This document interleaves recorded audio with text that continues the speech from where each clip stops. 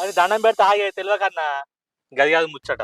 ఇక మా తమ్మునికి ఒక పిల్లని చూడాలి, అందుకే వచ్చిన నీ దగ్గరికి. ఏంది పెళ్లి సంబంధమా? అట్లయితే పోసి అన్నీ ఇంకా దారగిడ కూర్చుందాని చెప్పురా పిల్లగా. మా తమ్మునికి ఒక పిల్లని చూడిపోసావా? పిల్ల అందంగా ఉండాలి, చదువుకొని ఉండాలి, ఆస్తి కూడా బాగుండాలి, కట్నం కూడా బాగా పోయాలి. మరి పిల్లగాడు ఏం చేస్తాడు? ఎంత చదువుకున్నాడు? భూమి జాగా ఏ పాటు ఉంది? ఏం పని చేస్తాడు? ఇక భూజా అంటావే ఏం లేదు, పోరాడాయో తర దాకా చదువుకున్నాడు. 5 ఊళ్ళో టెంట్లో పోతాడు, నెలకు 6-7 వేలు వస్తాయి. నెలకు 6-7 వేల జీతగాడు, వెనక ముందు భూమి జాగా ఏం లేదు, మళ్ళీ 5వ తరగతి చదువుకున్నాడు.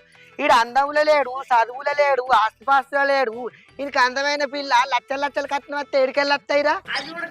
పోనీ ఏమొచ్చినన్న బోర్రిచ్చ బొంకిచ్చ చేద్దాం అనుకున్నా. మరి నాకు కమిషన్ ఇస్తావేమన్నా? నీ కమిషన్ ఎందుకే, ఒక్కూరలాగా అదే మనం ఒక్కూరోళ్ళు అయితే కమిషన్ వద్దా?